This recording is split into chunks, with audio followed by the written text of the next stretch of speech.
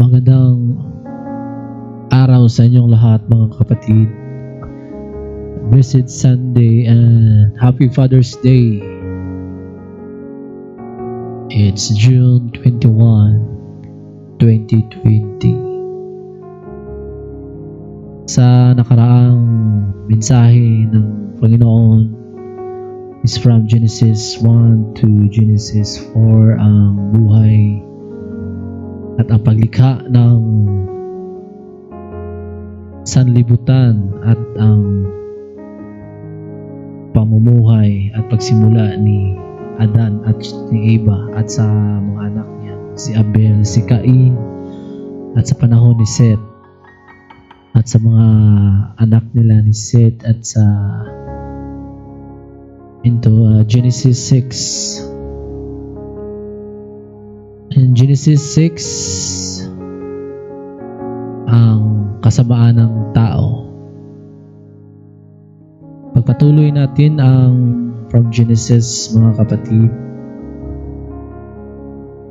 In chapter 6, hindi nagtagal dumami ang mga tao sa mundo at marami ang kababataan nilang babae.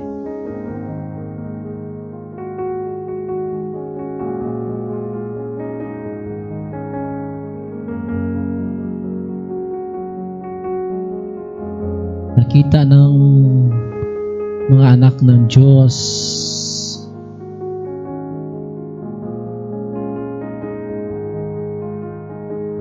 na ang mga babae ay magaganda, kaya pumili sila ng magiging asawa nila sa sinumang maibigan nila.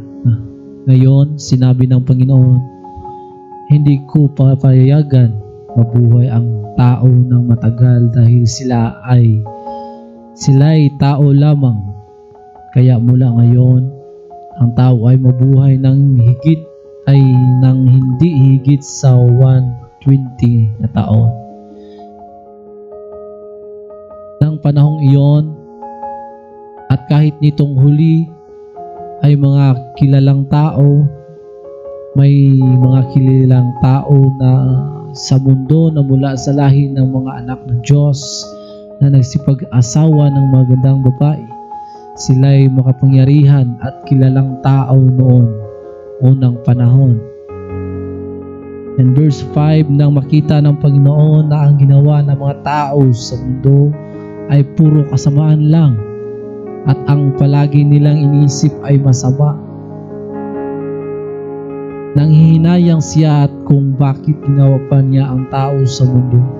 Labis ang kalungkutan niya. Kaya sinabi niya, lilipunin ko ang lahat ng tao, nilikha ko sa buong lupain, at lipunin ko rin ang lahat ng hayop sa lupa, pati ang mga hayop lumilipad dahil nanghihinayang ako sa paglikha sa kanila. Pero may isang tao na kapagbigay lugod sa Panginoon. Siya ay si Noe. Si Noe. In verse 9, ito ang salaysay tungkol sa pamilya ni Noe. Si Noe ay makadiyos. Siya lang ang namumuhay na matuwid sa kapanahunan niya at malapit ang kanyang relasyon sa Diyos. May tatlo siyang anak na lalaki na sina Shem, Ham at Japheth. Napakasama ng mga tao sa paningin ng Diyos at ang kanilang kasamaan ay laganap sa mundo. Kaya ng Diyos na lubhang masama ang mga tao sa mundo dahil ginawa nila ay puro kasamaan. Kaya sinabi niya kay Noe, lilipunin ko ang lahat ng tao dahil sa kanila. Lumaganap ang kasamaan sa mundo, lilipunin ko sila kasama ang mundo. In verse 14, kaya ikaw, Noe, gumawa ka ng barko mula sa matibay na kahoy at gawan mo ito ng kwarto, pagkatapos pahiran mo ng alkitran ang loob at labas ng barko. Kaya gawin mo ito na may sukat na 450 talampakan ang haba, 75 talampakan ang luwang at 45 talampakan ang taas. Lagyan mo ng bubong ang barko at lagyan mo ng agwat na kalahatiang metro ang dingding at ang bubong. Gawan mo ang barko ng 3 palapag at lagyan ng pintuan sa gilid, sapagkat pabahain ko ang mundo para malipol ang lahat ng nabubuhay. Mamamatay ang lahat ng nasa mundo, pero gagawa ako ng kasunduan sa iyo. Papasok ka sa barko kasama ng asawa at ng mga anak mo, pati ang mga asawa nila.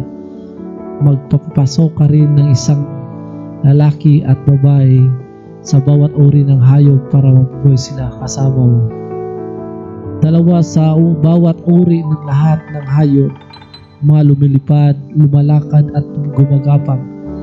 Lalapit sila sa iyo para hindi sila mamamatay. Magdala ka rin ng lahat ng uri ng pagkain para sa inyo at para rin sa mga hayop. Sinunod ni Noe ang lahat ng inuutos ng Diyos sa kanya.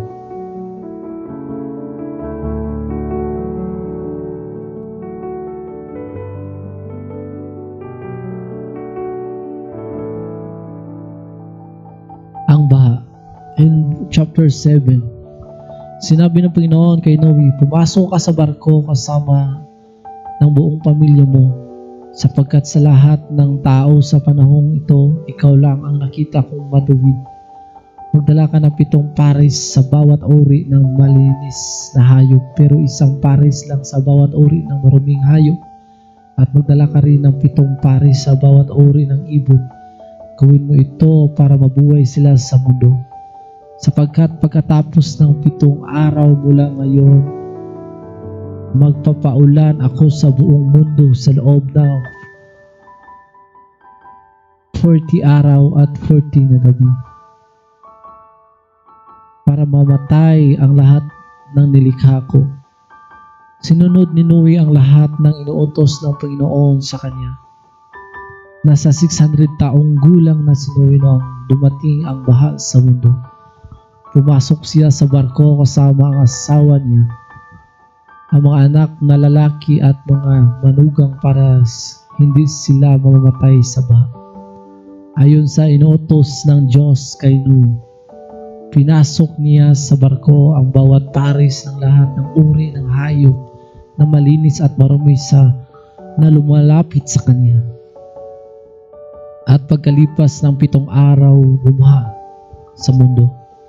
Nang ika-17 araw na 2 buwan, umulan ng napakalakas at umapaw ang lahat ng bukal. Si Noe ay 600 taong gulang na noon. Umulan sa mundo sa loob ng 40 araw at 40 na gabi. Nung mismong araw nagsimulang umulan, pumasok sa barko si Noe, ang asawa niya at ang 3 nilang anak na sina Shem, Ham at Japheth, kasama ang mga asawa nila. Kasama rin nila ang mga lahat ng uri ng hayop, mga lumulukad, lumalakad, gumagapang at lumilipad. Ayon sa inuutos ng Diyos kay Noe, pinasok niya sa barko ang bawat pares ng lahat ng uri ng hayop na lumalapit sa kanya. Pagkatapos, isiniran ng Panginoon ang barko.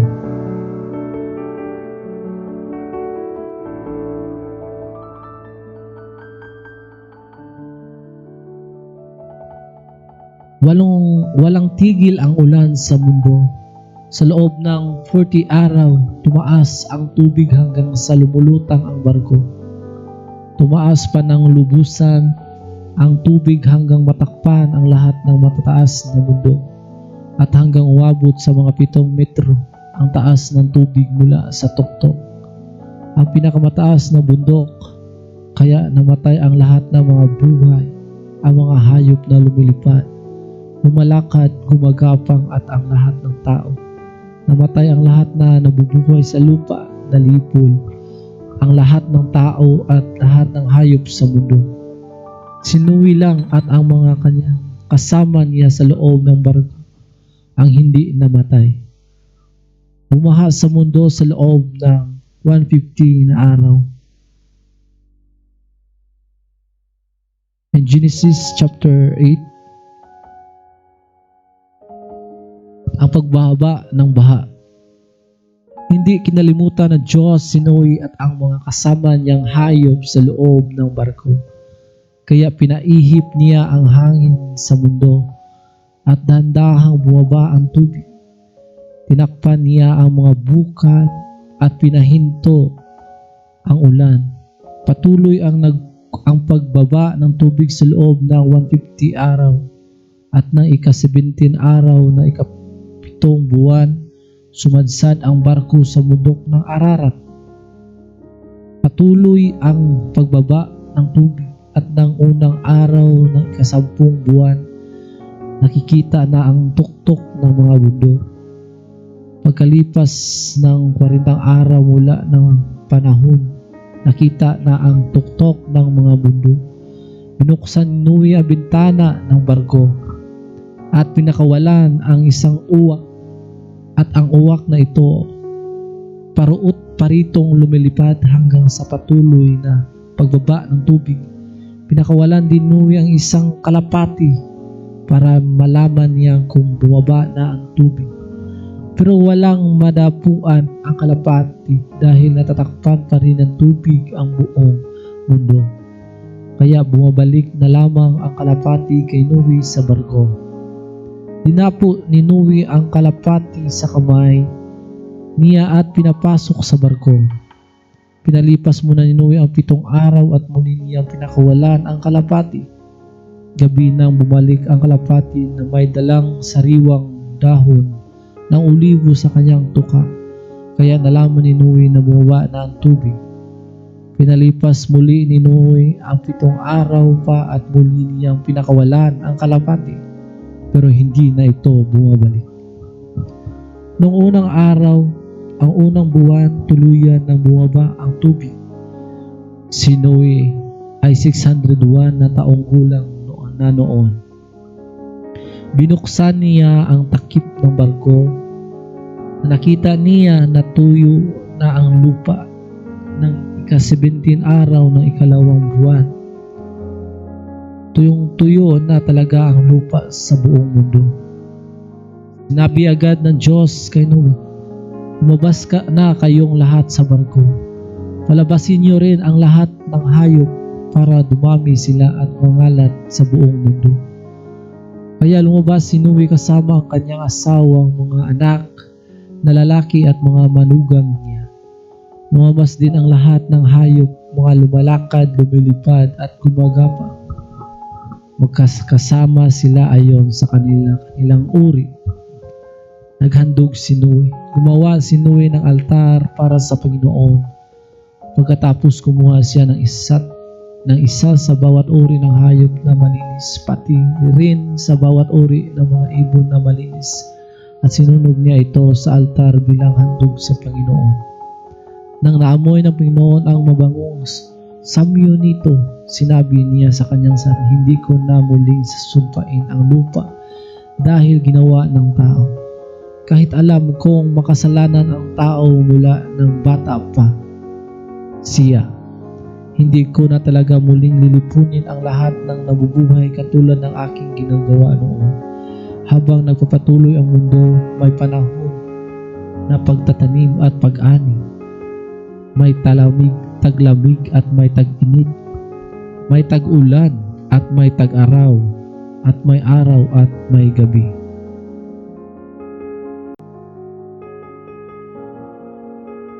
At in Genesis 9, ang kasunduan ng Diyos kay Noe.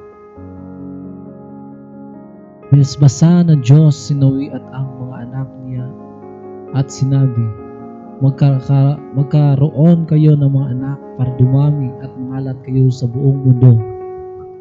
Matatakot sa inyo ang lahat ng hayop, ang mga lumalakad, lumilipad, gumagapang, at ang mga nakatira sa tubig. Kayo ang maghahari sa lahat. Makakain na kayo ngayon ng mga hayop. Ibinibigay ko ito sa inyo bilang pagkain, kagaya ng mga binigay ko sa inyo ng mga pananim na makakain. Pero huwag ninyong kakainin ang hayop na nang mamatay ay hindi lumalabas ang dugo, dahil ang dugo ay simbolo ng buhay. Sisingilin ko ang sinumang papatay sa inyo, kahit ang mga hayop, sisilingin ko ang sinumang papatay sa kanyang kapwa. Ang sinumang pumamatay sa kanyang kapwa ay papatayin din ng kanyang kapwa, sapagkat ang tao ay ginawa ng Diyos na kawangis niya. Ngayon, magkaroon kayo ng mga anak para dumami at mangalan sa buong mundo.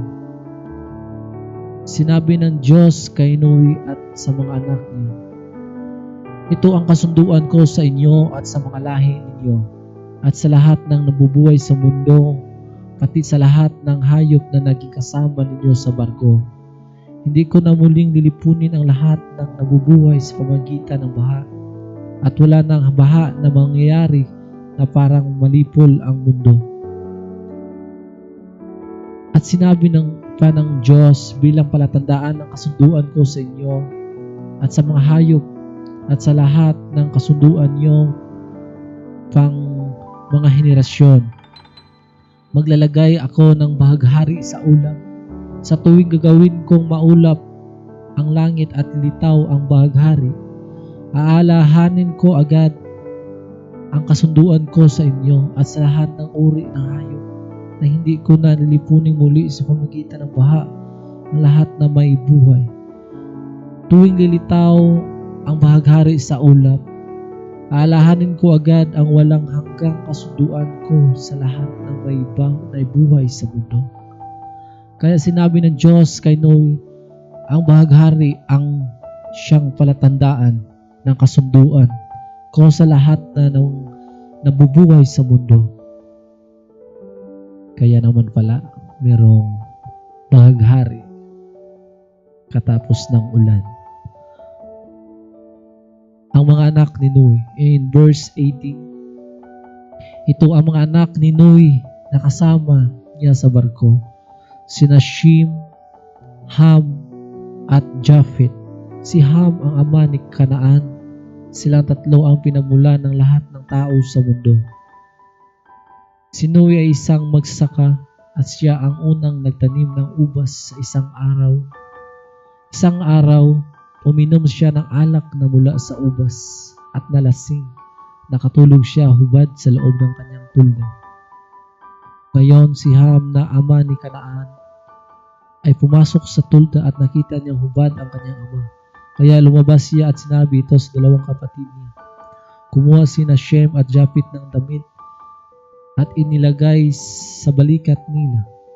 At pagkatapos lakad sila ng paurong papasok sa tulda para takpan ang kanilang ama. Hindi sila lumingon dahil ayaw nilang makita ang pagkalasing niya. At nalaman kung ano ang ginawa ng bunsong anak niya. Sinabi niya, sumpain ka, Kanaan, maghihirap ka at magiging alipin ng iyong mga kapatid. At sinabi rin niya, purihin ang Panginoon, ang Diyos ni Shem, naway maging alipin ni Shem si Kanaan. Naway palawakin ng Diyos ang lupain ni Japheth at maging mabuti ang pagsama ng mga lahi niya at ng mga lahi ni Shem. At naway maging alipin din ni Japheth si Kanaan. Nabuhay pa si Noe ng 350 taon pagkatapos ng baha. Namatay siya sa edad na 950.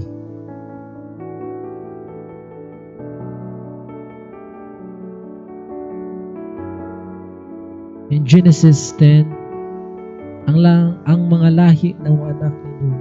Ito ang salaysay tungkol sa mga pamilya ng mga anak ni Noe na sina Shem, Ham at Japheth. Nagkaroon sila ng mga anak pagkatapos ng baha. Ang mga anak ni Japheth na lalaki ay sina Gomer, Magog, Madai, Javan, Tubal, Meshech at Tiras. Si Gomer ay may mga anak din na lalaki na sina Ashkenaz, Rifat, at Tagurma. Ang mga anak naman ni Javan ay sina Elisha, Tarkish, Kitem at Dudanim. Ito ang mga lahi ni Japhet. Sila ang pinagmulan ng mga tao na nakatira sa mga dalampasigan at mga isla. Ang bawat pamilya nila ay nakatira sa sarili nilang lugar na sakop ng bansa nila at may sarili silang wika. Ang mga anak ni Ham na lalaki ay sina Cush, Mizraim, Put at Kanaan. Si Cush ay may mga anak din na lalaki na sina Sheba, Habila, Sabta, Raama at Shabtika. Ang mga anak ni Rama ay sina Sheba at Didan. May isa pang anak si Cush na ang pangalan ay Nimrod, na si Nimrod ay naging magiting na sundalo sa mundo. Alam ng Panginoon na mahusay siyang mangangaso. Dito nanggaling ang kasabihang katulad ka ni Nimrod na alam ng Panginoon na mahusay na mangangaso. Ang unang kaharian na pinagmahalaan ni Nimrod ay ang Babylonia. Eric, Akkad, ang lahat ng ito ay sakop ng Shinar. Mula sa mga lugar na iyon, pumunta siya sa Assyria at tinayo ang Nineveh, Rehoboth, Kala at Resen na nasa gitna ng Nineveh at ng Kala na isang tanyag na lungsod. Si Mizraim ang pinagmulan ng mga Ludyo, Anamyo, Lihabyo, Nafto, Patrosyo, Kaslu at ng Kaftoriyo na siyang pinagmulan ng mga Filisteo. Si Kanaan ang ama niya nina Sidon at Hit. Si Sidon ang kanyang panganay. Si Kanaan ang siya ring pinagmulan ng mga Hibusyo, Amoryo, Gergasio, Hebio, Arkiyo, Sinyo, Arbadio, Samerio at Hamatio. Sa bandang huli ng ngalat ang mga lahi ni Kanaan. Ang hangganan ng lupain nila ay mula sa Sidon papuntang Gerar hanggang sa Gaza at umabot sa Sodom, Gomora, Adma, Sibuyem at hanggang sa Lasha. Ito ang mga lahi ni Ham. Ang bawat pamilya nila ay nakatira sa kanilang sariling lupain sa sakop ng kanilang bansa at may sarili silang wika. Si Shem na nakatandang kapatid ni Japhet ang pinagmulan ng lahat ng Eber. Ang mga anak na lalaki ni Shem sina Elam, Ashur, Arphaxad, Lud at Aram. Ang mga anak ni Aram sina Uz, Hol, Giter at Meshech. Si Arphaxad ang ama ni Shelah at si Shelah ang ama ni Eber. May dalawang anak na lalaki si Eber. Ang isa ay pinangalan ng Peleg dahil noong panahon niya ang mga tao sa mundo ay nakahati-hati. Ang pangalan naman ng kanyang kapatid ay Joktan. Si Joktan ang ama ni na Almodad, Shelef, Hazar, Madvid, Zerah, Hadoram, Uzal, Dikla, Ubal, Abimael, Sheba, Ofer, Habila at Zubab. Silang lahat ang anak ni Joktan. Ang lupaing tinitirahan nila ay mula sa Misha at papunta sa Sifar sa kabundukan sa silangan. Ito ang mga lahi ni Shem. Ang bawat pamilya nila ay nakatira sa sarili nilang lupain na sakop sa kanilang bansa at may sarili silang wika. Ito ang lahat ng lahi ng mga anak ni Noe na nasa iba't ibang bansa. Sa kanila namula ang bansa sa buong mundo pagkatapos ng baha. And Genesis chapter 11. Ang turi ng Babel. Noong isang wika lang ang ginagamit ng lahat ng tao sa buong mundo. Habang lumilipat ng tirahan ang mga tao patungo sa silangan, nakarating sila sa isang patag na lugar sa Shinar at doon sila nanirahan. Ngayon, sinabi ng mga tao, magtayo-tayo ng isang lungsod na may turi na aabot sa langit para maging tanyag tayo at hindi mangalat sa buong mundo. Kaya gumawa sila ng mga tisa at pinainitan nila ito ng mabuti para tumigas ng husto. Tisa ang ginamit nila sa halip na bato at aspalto ang ginamit nila bilang semento. Ngayon, bumaba ang Panginoon para tingnan ang pagtatayo ng mga tao sa lungsod at Turi. Sinabi ng Panginoon, ang mga taong ito ay nagkakaisa at may isang wika lang, at ang ginagawa nilang ito ay simula pa lamang ng mga binabalak pa nilang gawin. Hindi magtatagal gagawin nila ang kahit anong gusto nilang gawin. Kaya bumaba tayo, pag-iba-ibahin natin ang wika nila para hindi sila magkaintindihan. Kaya naman pala. Kaya pinangalat sila ng Panginoon sa buong mundo dahil hindi na sila magkaintindihan at nahinto ang pagtatayo nila ng lungsod.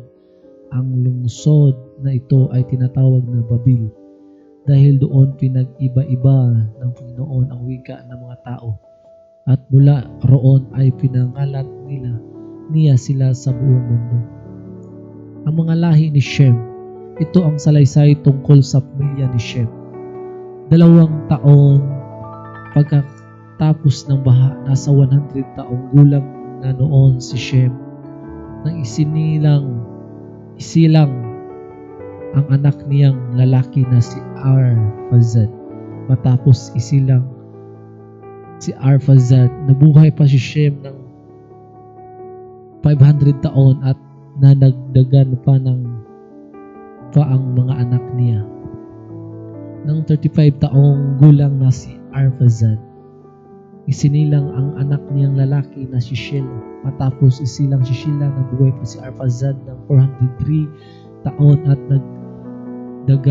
nadagdagan pa ang mga anak niya. Nang 30 taong gulang na si Shelah, isinilang ang anak niyang lalaki na si Eber. Matapos isilang si Eber, nabuhay pa si Shelah ng 403 taon at nadagdagan pa ang mga anak niya. Nang 34 taon gulang na si Eber, isinilang ang anak niyang lalaki na si Peleg. Matapos isilang si Peleg, nabuhay pa si Eber ng 430 taon at nadagdagan pa ang mga anak niya. Nang 30 taong gulang na si Peleg, isinilang ang anak niyang lalaki na si Reu. Matapos isilang si Reu, nabuhay pa si Peleg ng 209 na taon at nagdagan pa ang mga anak niya. Nang 32 taong gulang na si Reu, isinilang ang anak niyang lalaki na si Serug. Matapos isilang si Serug, nabuhay pa si Reu ng 207 taon at nadagdagan pa ang mga anak niya. Nang 30 taon gulang na si Serug, isinilang ang anak niyang lalaki na si Nahor. Matapos isilang si Nahor, nabuhay pa si Serug ng 200 taon at nadagdagan pa ang mga anak niya. Nang 29 taong gulang na si Nahor, isinilang ang anak niyang lalaki na si Tira. Matapos isilang si Tira, nabubuhay pa si Nahor ng 119 na taon at nadagdagan pa ang mga anak niya. Nang 17 taong gulang na si Tira, isinilang ang mga anak niyang lalaki na sina Abram, Nahor at Haran.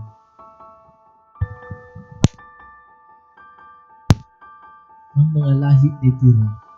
Ito ang salaysay tungkol sa pamilya ni Tira. Si Tira ang ama ni na Abram, Nahor at Haran. Si Haran ang ama ni Lot na namatay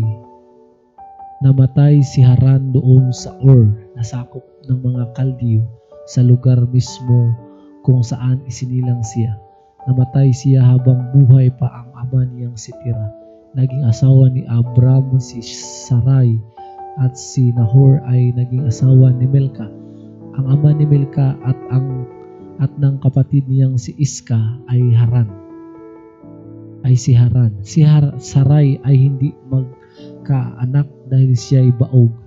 Umalis si Tira sa Ur at sakop ng mga Kaldiyo. Kasama niya ang anak niyang si Abram, ang kanyang manugang na si Sarai at ang apo niyang si Lot na anak ni Haran. Napunta sana sila sa Kanaan, Pero pagdating nila sa Haran, doon na lamang sila tumira. Doon namatay si Tira sa edad na 205.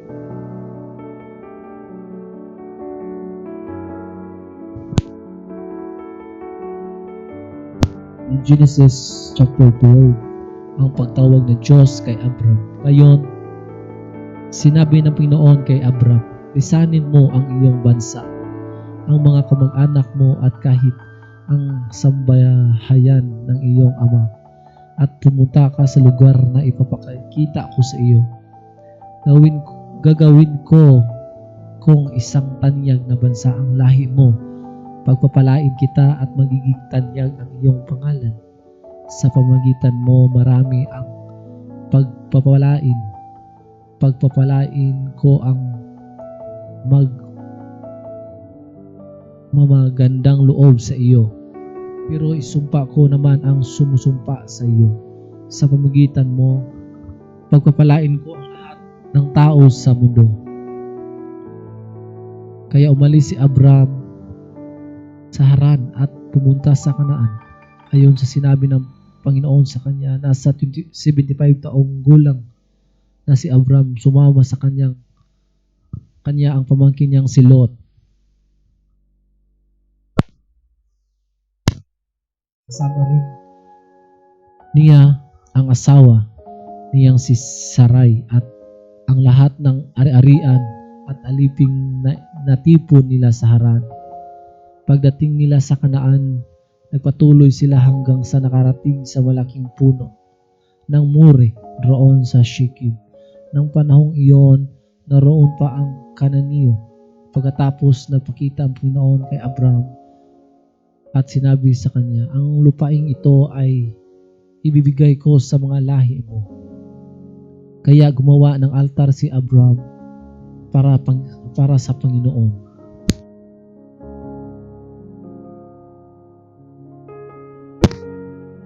Mula roon, lumipat sila sa bundok na nasa silangan ng Betel at doon sila nagtayo ng tulda sa kalagitaan ng Betel at Ai. Ang Betel ay nasa kanluran at ang Ai naman ay nasa silangan.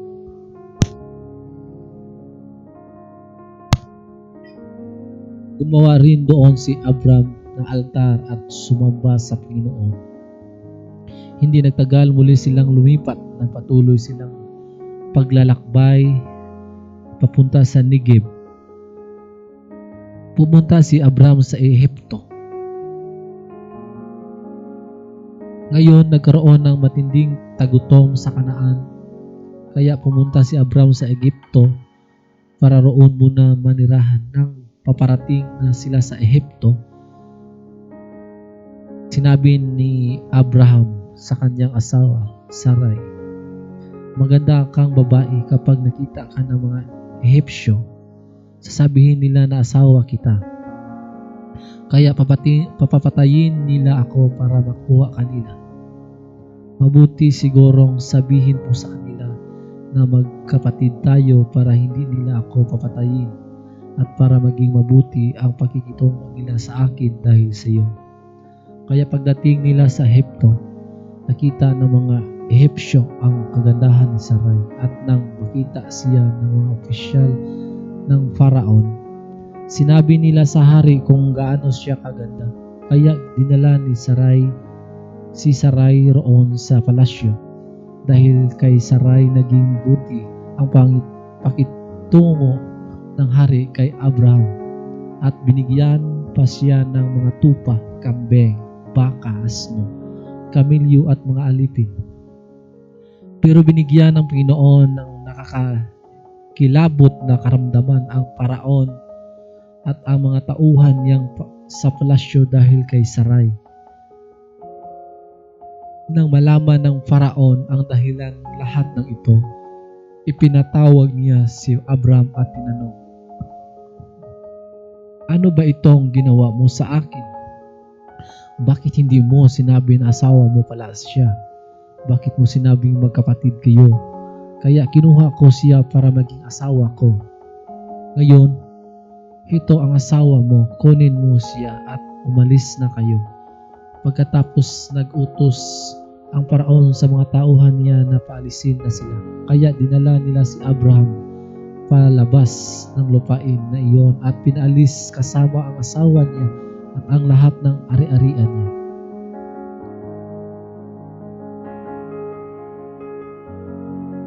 In Genesis chapter 13, naghiwalay si Abraham at si Lot.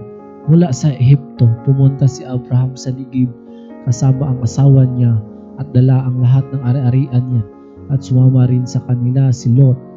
Napakayaman na ni Abraham. Marami na siyang hayop, pilak at ginto. Mula sa Negib, nagpalipat-lipat sila hanggang makabalik sila sa lugar na dati nilang pinagtayuan ng tulda. Ang lahat ng ito ay nasa gitna ng Betel at Ai.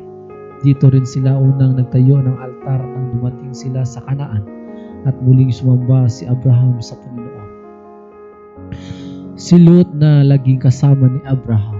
Saan man siya pumunta ay may sarili-saring mga hayop at mga tulda. At dahil marami na ang mga hayop nila at iba pang mga ari-arian, hindi sila maaaring manirahan sa isang lugar at pastulan ay hindi magkakasya sa kanila. Dahil dito nag-away-away ang mga tagapagbantay ng mga hayop nila. Nang panahong iyon, ang mga Kananiyo at mga Parizio ay nakatira sa lupaing iyon. Kaya sinabi ni Abraham kay Lot, tayo at ang mga tauhan natin ay hindi dapat mag-away dahil magkakamag-anak tayo. Ang mabuti pa, maghiwalay na lang tayo nang dahil marami pang lugar na maaaring liipatan. Ikaw ang mamili kung aling bahagi ng lupain ang pipiliin mo. Kung kakaliwa ka, kakanan ako. Kung kakanan ka, kakaliwa naman ako. Tumanaw si Lot sa paligid at nakita niya ang kapatagan ng Jordan hanggang sa Zoar ay sagana sa tubig. Katulad ng lugar ng Eden at ng lupain ng Ehipto. Nangyari ito noong hindi pa nililipol ng Panginoon ang Sodom at Gomora. Kaya pinili ni Lot ang buong kapatagan ng Jordan sa silangan. Sa ganoong paraan, naghiwalay sila ni Abraham. Si Abraham ay napaiwan sa Kanaan, habang si Lot naman ay naroon sa mga lungsod ng kapatagan. Nagtayo si Lot ng mga tulda malapit sa Sodom. Ang mga tao sa Sodom ay talamak na makasalanan. Labis ang pagkakasala nila laban sa Panginoon. Lumipat si Abraham sa Hebron. Nang nakaalis na si Lot, sinabi ng Panginoon kay Abraham, mula sa kinatatayuan mo, tignan mong mabuti ang paligid. Ang lahat ng lupain na maabot ng paningin mo ay ibibigay ko sa iyo at sa mga lahi mo, at magiging inyo ito magpakailanman. Paparamihin ko ang lahi mo na kasindami ng buhangin ng mundo. Ang buhangin ay hindi kayang bilangin, kaya ang mga lahi mo ay hindi rin mabibilang. Lumakad ka at ikutin ang buong lupain, dahil ibibigay ko itong lahat sa iyo. Kaya nilipat ni Abraham ang tulda niya at doon siya nanirahan malapit sa malalaking puno ni Mamre roon sa Hebron, at gumawa siya roon ng altar para sa Panginoon. In Genesis chapter 14, iniligtas ni Abraham si Lot. Nang panahong iyon, sina Haring Amraphel ng Shinar, Haring Ario ng Elazar, Haring Kedor Laomer ng Elam at Haring Tidal ng Guyem ay nakipaglaban kina Haring Bira ng Sodom, Haring Bersha ng Gomora, Haring Shinab ng Adma, Haring Shemiber ng Zeboyim at sa hari ng Bila na tinatawag din na Zoar. Nagtipon ang 5 hari ito kasama ang kanyang mga sundalo roon sa lambak ng Sidim na tinatawag ngayon na dagat na patay. Ang mga haring ito ay sinakop ni Kedorlaomer sa loob ng sam, sam ng 12 na taon. Pero nang ika-13 taon, nagrebelde sila laban sa kanya. At nang ika-14 na taon, tinalo ni Kedorlaomer at ng mga kakampi niyang hari ng mga Rephaimism at Astero-Karnaim, ang mga Susita sa Ham, ang mga ermita sa kapatagan ng Kiriataim, at ang mga Horita sa bundok ng Seir hanggang sa El Paran na malapit sa deserto. Mula noon, bumalik sila at nakarating sa En-Mispat na tinatawag ngayong Kadesh, at sinakop nila ang lahat ng lupain ng mga Amalekita at mga Amoryo nakatira sa Hazon Tamar. Ngayon tinipon ng mga hari ng Sodom, Gomora, Adma, Zeboyem at Bila ang mga sundalo nila sa lampak ng Sidim, at nakipaglaban sila sa kinaharing Kedorlaomer ng Elam, haring Tilda ng Goyim, haring Amrafel ng Shinar, at haring Aryong ng Elazar. 5 hari laban sa 4 na hari. Ngayon ang lampak ng Sidim ay may maraming malalim na hukay na pinagukunan ng aspalto. At nang tumakas ang mga hari ng Sodom at ng Gomora kasama ang mga tauhan nila, nahulog sila sa mga balon. Pero ang iba nilang kasama ay tumakas sa mga bundok. Ang lahat ng ari-arian ng Sodom at Gomora pati ng mga pagkain nila ay kinuha ng mga kalaban nila. Nabihag din nila si Lot na pamangkin ni Abraham at kinuha ang mga ari-arian nito. Dahil doon siya ay nakatira sa Sodom. Pagkatapos itong makuha ng mga kalaban, umalis agad sila. Ngayon may isang nakatakas na balita kay Abraham na Hebreo tungkol sa nangyari. Si Abraham ay nakatira malapit sa malaking puno ni Mamre na Amoryo. Si Mamre at ang kapatid niyang sina Eshcol at Aner ang mga kakampi ni Abraham. Nang marinig ni Abraham na binihag ang kamag-anak nila, tinipon niya agad ang 380 niyang tauhan na talagang maasahan at hinabol nila ang 4 na hari hanggang sa Dan. Kinagabihan, hinati ni Abraham ang mga tauhan niya at nilusob nila ang mga kalaban at natalo nila ito. Ang ibang nakatakas ay hinabol nila hanggang sa Huba, sa hilaga ng Damascus. Sinabi nila ang lahat ng ari-arian na inagaw. Binawi nila ang lahat ng ari-arian na inagaw ng mga kalaban. Binawi rin nila si Lot at ang mga ari-arian nito, pati ang mga babae at mga ibang pang mga tao. Binasbasan ni Melchizedek si Abraham. Nang umuwi na si Abraham matapos nilang talunin si Kedorlaomer at ang mga kasama niyang hari, sinalubong siya ng hari ng Sodom sa lambak ng Sabi at tinawag din na lambak ng hari. Sinalubong din siya ni Haring Melchizedek ng Salim at pari ng kataas-taasang Diyos. May dala si Melchizedek na pagkain at inumin. Binasbasan niya si Abraham at sinabi, naway pagpalain ka ng ka-Abraham ng kataas-taasang Diyos na lumikha ng langit at mundo. Purihin ang kataas-taasang Diyos na nagbigay ng tagumpay sa iyo laban sa mga kaaway mo.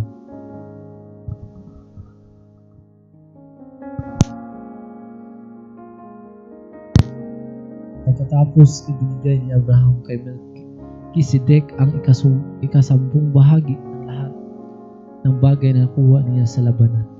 Ngayon sinabi ng hari ng Sodom kay Abraham, sa iyo na lang ang lahat ng ari-arian ko na nabawi mo, pero isauli mo lang sa akin ang lahat ng tauhan ko. Pero sinabi ni Abraham sa hari ng Sodom, isinusumpa ko sa harapan ng Panginoon ang kataas-taasang Diyos na siyang lumikha ng langit at mundo, na hindi ako kukuha ng kahit anumang ari-arian na galing sa iyo, kahit sinulid o kaya'y tali ng sandalyas, para hindi mo masabing ikaw ang nagpayaman sa akin. Hindi ako tatanggap ng kahit anuman para sa sarili ko. Ang ituring ko lang na natanggap ko ay ang mga kinain ng aking mga tauhan, at pabayaan mo lang sina Aner, Eshkol at Mamre na sumama sa akin sa pagkuha ng bahagi nila sa mga bagay na nakuha mula sa labanan.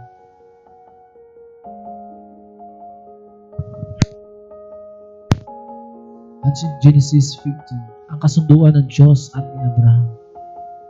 Pagkatapos noon, nagsalita ang Panginoon kay Abraham sa pamamagitan ng isang pangitain. Sinabi niya, Abraham, huwag kang matakot dahil ako ang magiging kalasag mo at timpalaan kita. Pero sinabi ni Abraham, O Panginoong Diyos, ano po ang halaga ng katimpalan niyo sa akin? Dahil hanggang ngayon ay wala pa po akong anak. Ang magiging tagapagmana ko po ay si Eliezer na taga Damascus, dahil hindi niyo po ako binigyan ng anak. Kaya isa sa mga alipin ng sambahayan ko ang magmamana ng mga arian ko. Sinabi sa kanya ng Panginoon, hindi siya ang magmamana ng mga ari-arian mo, kundi ang sarili mo anak. Pagkatapos dinala siya ng Panginoon sa labas at sinabi, masdan mo ang mga bituin sa langit, bilangin mo, makakaya mo. Magiging ganyan din karami ang lahi mo. Nanalig si Abraham sa Panginoon at dahil dito, isinuring siyang matuwid. Sinabi niya kay Abraham, ako ang Panginoon na nag-utos sa iyo na lisanin ang Or na sakop ng Kaldeo para ibigay sa iyo ang lupaing ito at magiging pag-aari mo. Pero sinabi ni Abraham, O Panginoon Diyos, paano ko po malalaman na magiging akin ito? Sumagot ang Panginoon, dalhan mo ako rito ng isang dumalagang baka, isang babaeng kambing at isang lalaking tupa na ang bawat isa ay 3 taon ang gulang, at magdala ka rin ng isang inakay na bato-bato at isang inakay na kalapati. Kaya dinala ni Abraham ang lahat ng ito sa Panginoon. Pagkatapos pinaghati-hati niya at inilapag sa gitna na magkakatapat ang bawat kabiyak. Ang bato-bato lamang ang at ang kalapati ang hindi niya hinati. Dumadaga po sa hinating mga hayop ang mga ibong kumakain ng patay. Pero binubugaw ito ni Abraham. Nang palubog na ang araw, nakatulog ng mahimbing si Abraham at matinding takot ang dumating sa kanya. Pagkatapos sinabi sa kanya ng Panginoon, siguradong ang iyong mga lahi ay manirahan sa ibang bansa at gagawin sila mga alipin doon at pagmamalupitan sa loob ng 400 taon. Ngunit parurusahan ko ang bansang alipin sa kanila. Pagkatapos alis sila sa bansang iyon, nadala ang maraming kayamanan. Ikaw naman, Abraham, pahabain ko ang buhay mo at mamatay ka sa katandaan na may kapayapaan. Lilipas muna ang 4 na henerasyon bago makabalik dito ang mga lahi mo, dahil hindi pa umabot sa kasukdulan ang pagkakasala ng mga Amoreo para parusahan sila at paalisin sa lupaing ito. Nang lumubog na ang araw at dumilim na, biglang nakita si Abraham na palayok na umuusok at nakasindig sa ulo na dumaraan sa gitna ng mga hinating hayop. Sa araw na iyon, gumawa ng kasunduan ang Panginoon kay Abraham. Sinabi niya, ibibigay ko sa mga lahi mo ang lupaing ito, mula sa dulo ng ilog na hangganan ng Ehipto hanggang sa malaking ilog ng Euphrates. Ito ang lupain ng mga Kaniyo, Kanizio, Kadmonio, Hitinio, Perizio, Rifaimio, Amorio, Canonio, Girgazio at mga Hibusio.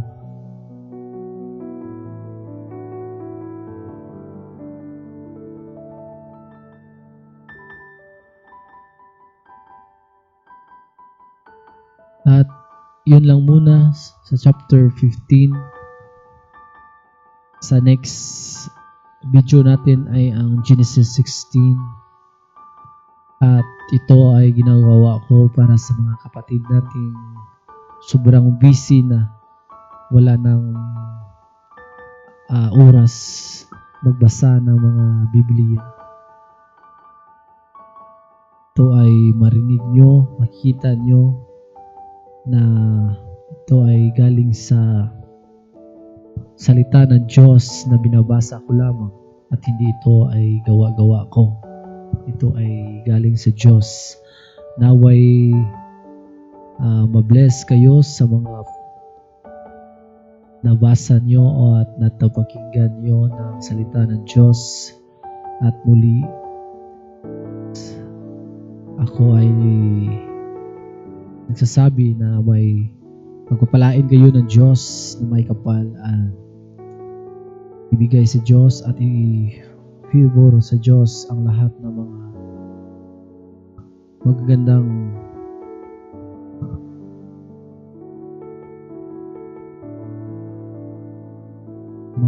blessing para sa mga sumasamba sa Kanya at sa mga sasamba pa sa Kanya. Sa lahat ng taong sa buong mundo na gumagawa ng mabuti at sumusunod sa utos ng Diyos. Pagpapalain kayong lahat at God bless you all. Happy Sunday.